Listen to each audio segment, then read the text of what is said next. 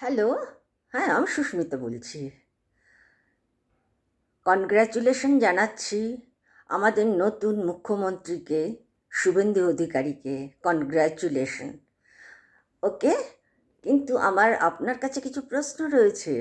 সেই প্রশ্নটা হলো, এসআইআরের আগে আপনাদের বিজেপি, কেন্দ্র বিজেপি, বঙ্গ বিজেপি দুজনেই মিলে খুব তুলকালাম শুরু করেছেন আমাদের রাজ্যে নাকি প্রচুর রোহিঙ্গা, প্রচুর রোহিঙ্গা রয়েছে। ভালো কথা, আপনাদের কথাই বিশ্বাস করলাম। কিন্তু এবারে আমার কথা হলো, প্রধানমন্ত্রী কি আমাদের রাজ্যে থেকেছেন? স্বরাষ্ট্রমন্ত্রী কি আমাদের রাজ্যে থেকে গেছেন যে উনি এতটা ওভার স্যাঙ্গুইন হয়ে গেছেন যে আমাদের রাজ্যে রোহিঙ্গা রয়েছে?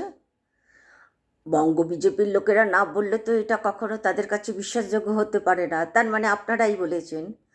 এইবারে প্রশ্নটা হলো আমার, আপনি এখন মুখ্যমন্ত্রী হয়েছেন, আপনার অনেক দায় দায়িত্ব বেড়েছে, কিন্তু আপনার কথার উত্তরটা জনগণ ভীষণভাবে চাইছে।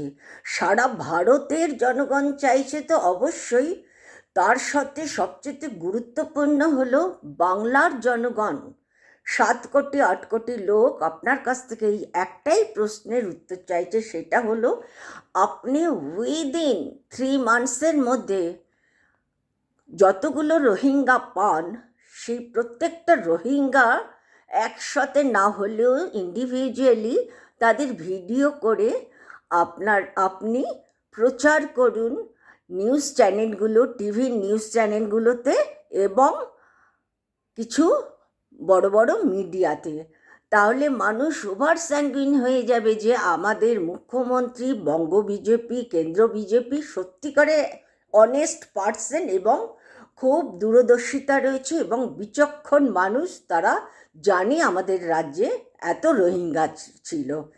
এই উত্তরটা আপনি 3 মাসের মধ্যে, হ্যাঁ, খোঁজ খবর নিয়ে যা কিছু করে আপনি যেভাবেই হোক, আপনাদের ক্ষমতার মধ্যে তো অনেক কিছুই রয়েছে, আপনারা সবটাই পারেন করতে, হ্যাঁ তাই না?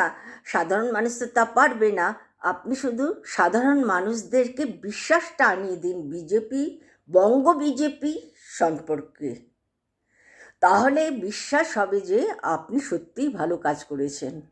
ওকে, নমস্কার, ভালো থাকবেন।